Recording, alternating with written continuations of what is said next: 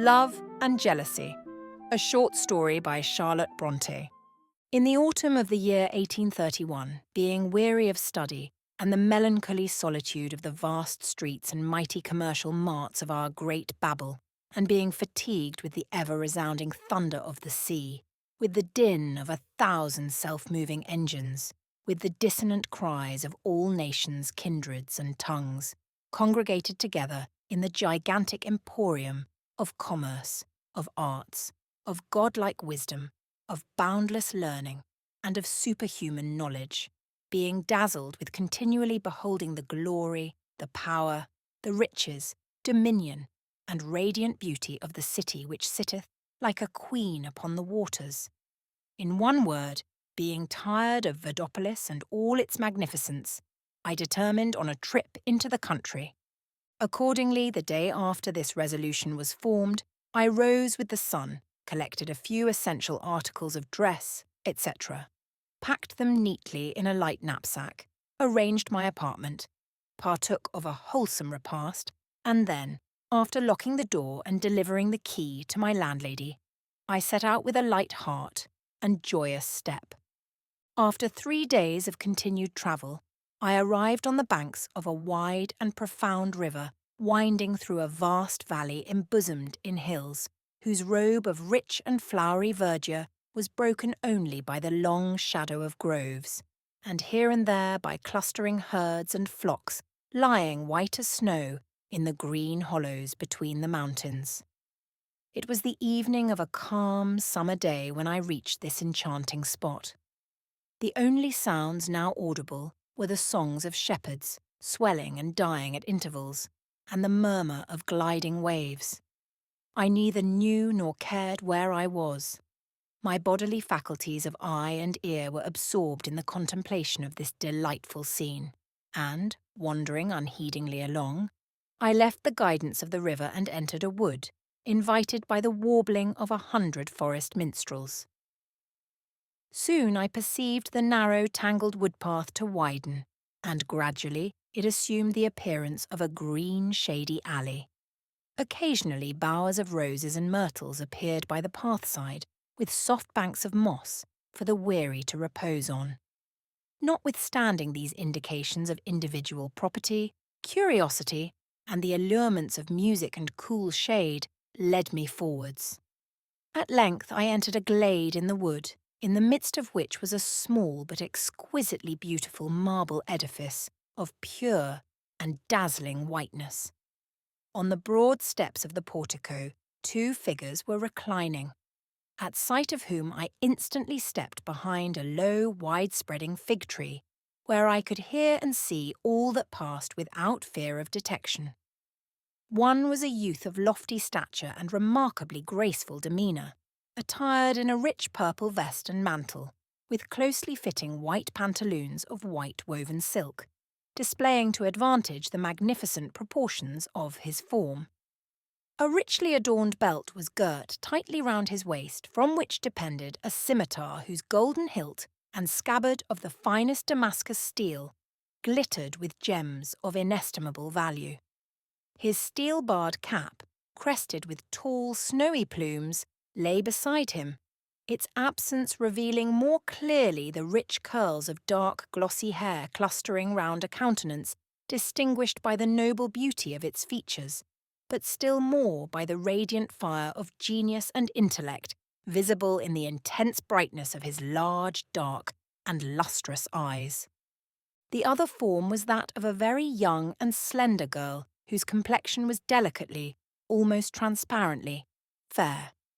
Her cheeks were tinted with a rich, soft crimson, her features moulded in the utmost perfection of loveliness, while the clear light of her brilliant hazel eyes and the soft waving of her auburn ringlets gave additional charms to what seemed already infinitely too beautiful for this earth. Her dress was a white robe of the finest texture the Indian loom can produce.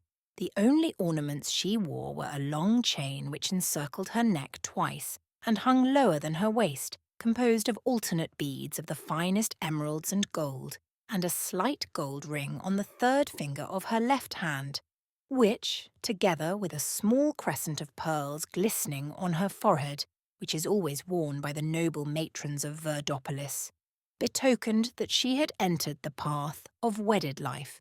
With a sweet vivacity in her look and manner, the young bride was addressing her lord thus, when I first came in sight of the peerless pair.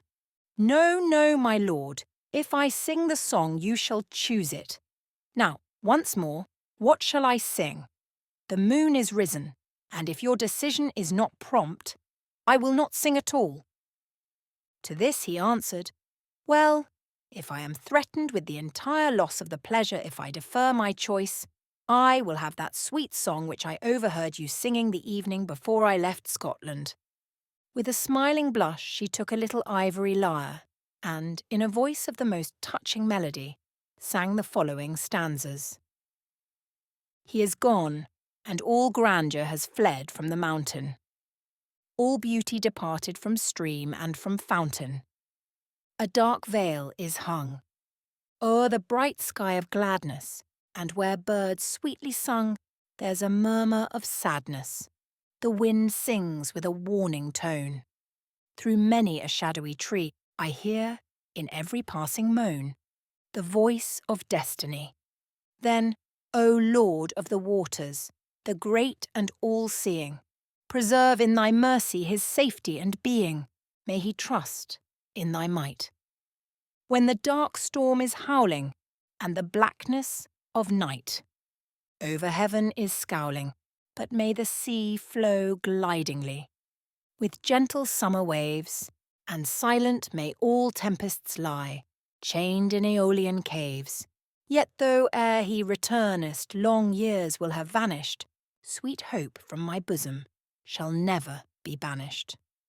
I will think of the time when his step, lightly bounding, shall be heard on the rock, where the cataract is sounding, when the banner of his father's host shall be unfurled on high to welcome back the pride and boast of England's chivalry. Yet tears will flow forth while of hope I am singing. Still despair her dark shadow is over me flinging, but when he's far away I will pluck the wild flower, on bank and on brae, at the still moonlight hour, and I will twine for him a wreath.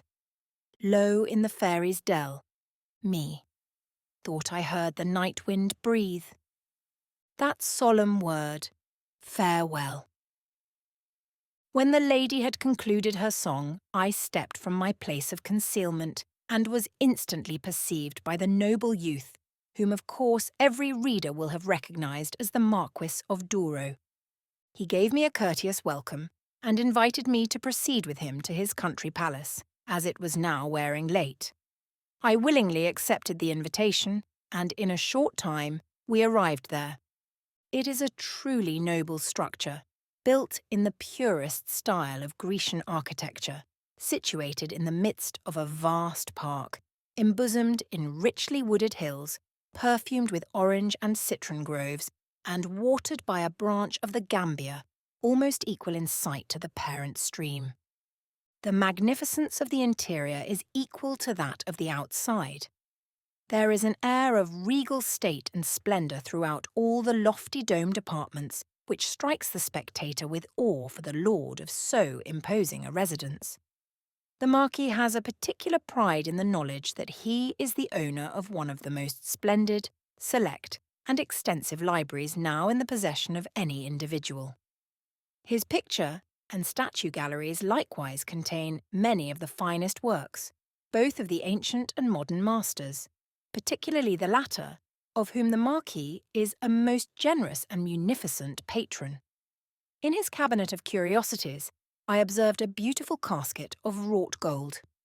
At my request, he opened it and produced the contents, viz. A manuscript copy of that rare work, the autobiography of Captain Leaf. It was written on a roll of vellum, but much discoloured and rendered nearly illegible by time. To my eager inquiries respecting the manner in which he had obtained so inestimable a treasure, he replied with a smile, "That question I must decline to answer.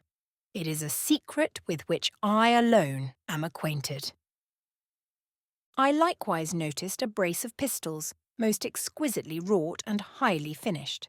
He told me they were the chef d'oeuvre of Darrow, the best manufacturer of firearms in the universe.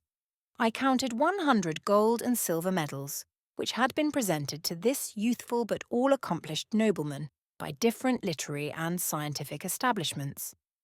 They were all contained in a truly splendid gold vase awarded to him last year by the Academy of Modern Athenians, as that learned body somewhat presumptuously chooses to style itself, as being the composer of the best epigram in Greek. Above this was suspended a silver bow and quiver, the first prize given by the Royal Society of Archers, together with a bit, bridle, spurs, and stirrups, all of fine gold, obtained from the honourable community of equestrians. Near these lay several withered wreaths of myrtle, laurel, etc., etc., won by him as conqueror in the great African biennial games. On a rich stand of polished ebony were ranged 23 beautiful vases of marble, alabaster, etc., all richly carved in basso relievo, remarkable for classic elegance of form, design, and execution. Some of these were filled with cameos, others with ancient coins, and others again bore branches of scarlet and white coral, pearls, gems of various sorts, fossils, etc. But what interested me more than all these trophies of victory and specimens of art and nature, costly, beautiful, and almost invaluable as they were, was a little figure of Apollo about 6 inches in height, curiously carved in white agate, holding a lyre in his hand, and placed on a pedestal of the same valuable material, on which was the following inscription. In our day we beheld the god of archery, eloquence, and verse, shrined in an infinitely fairer form than that worn by the ancient Apollo, and giving far more glorious proofs of his divinity than the day-god ever vouchsafed to the inhabitants of the old pagan world.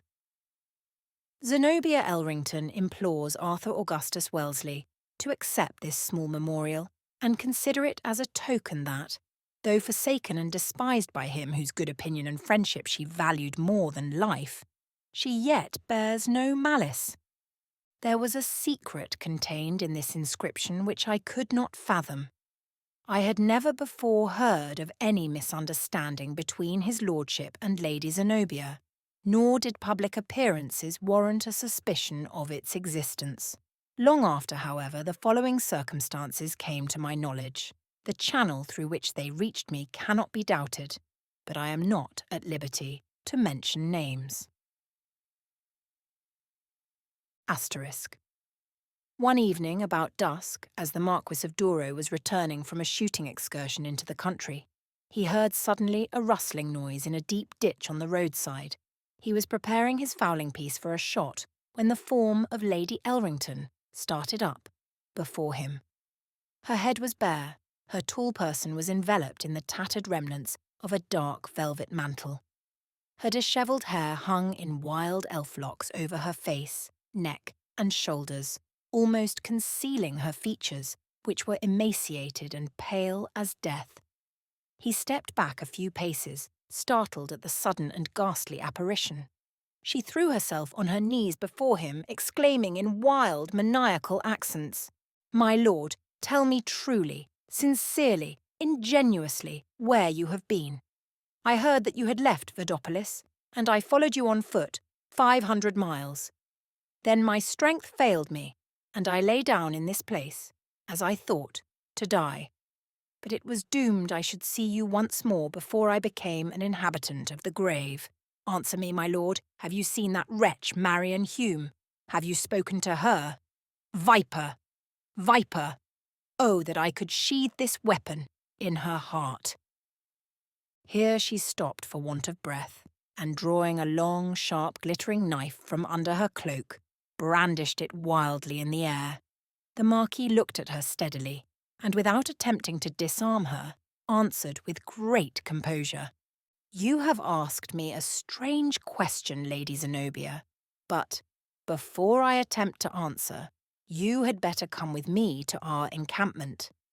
I will order a tent to be prepared for you where you may pass the night in safety. And tomorrow, when you are a little recruited by rest and refreshment, we will discuss this matter soberly. Her rage was now exhausted by its own vehemence, and she replied with more calmness than she had hitherto evinced.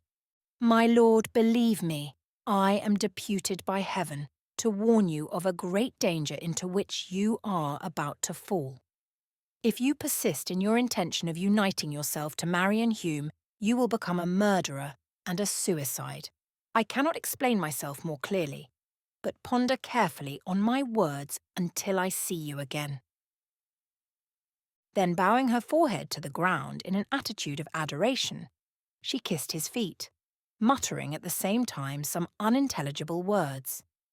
At that moment a loud rushing, like the sound of a whirlpool, became audible, and Lady Zenobia was swept away by some invisible power before the Marquis could extend his arms to arrest her progress, or frame an answer to her mysterious address. He paced slowly forward, lost in deep reflection on what he had heard and seen. The moon had risen over the black, barren mountains ere he reached the camp. He gazed for a while on her pure, undimmed lustre, comparing it to the loveliness of one far away, and then, entering his tent, wrapped himself in his hunter's cloak and lay down to unquiet sleep. Months rolled away and the mystery remained unravelled. Lady Zenobia Elrington appeared as usual in that dazzling circle of which she was ever a distinguished ornament.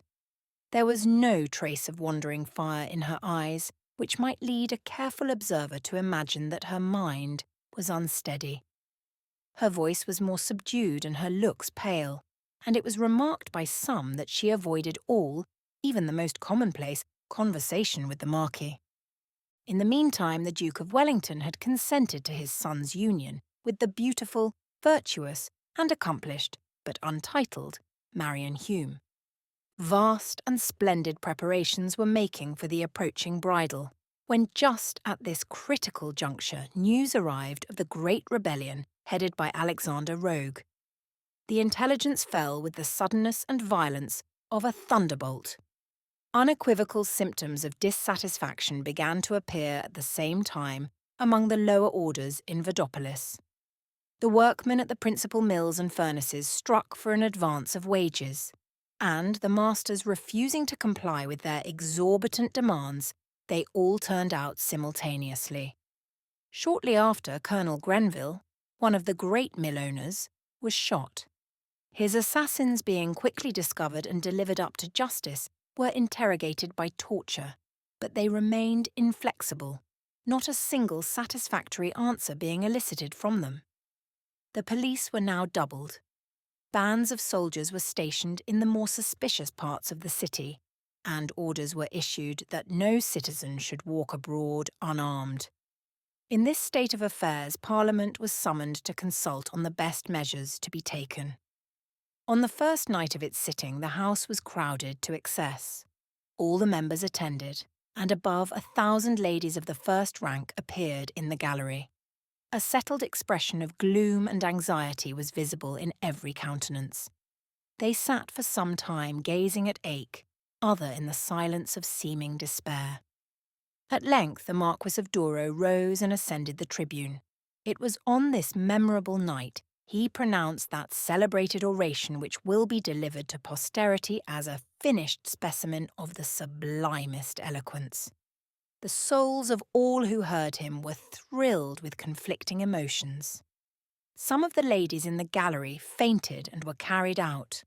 My limits will not permit me to transcribe the whole of this speech, and to attempt an abridgment would be profanation. I will, however, present the reader with the conclusion. It was as follows. I will call upon you, my countrymen, to rouse yourselves to action. There is a latent flame of rebellion smouldering in our city, which blood alone can quench. The hot blood of ourselves and our enemies freely poured forth.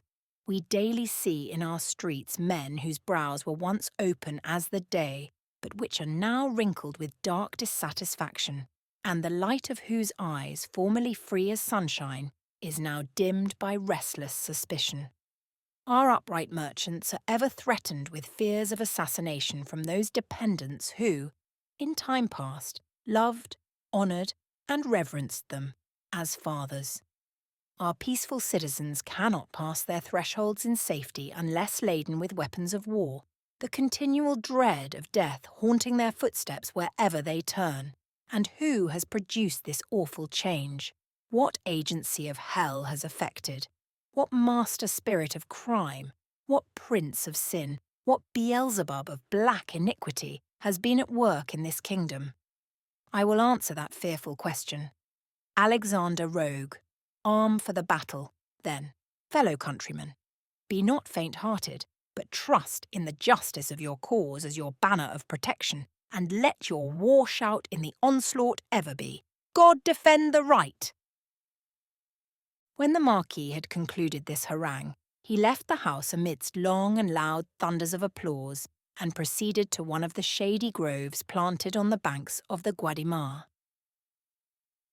Here he walked for some time, inhaling the fresh night wind, which acquired additional coolness as it swept over the broad, rapid river, and was just beginning to recover from the strong excitement into which his enthusiasm had thrown him, when he felt his arm suddenly grasped from behind, and turning round, beheld Lady Zenobia Elrington, standing beside him with the same wild, unnatural expression of countenance which had before convulsed her features among the dark hills of Gibel Cymru.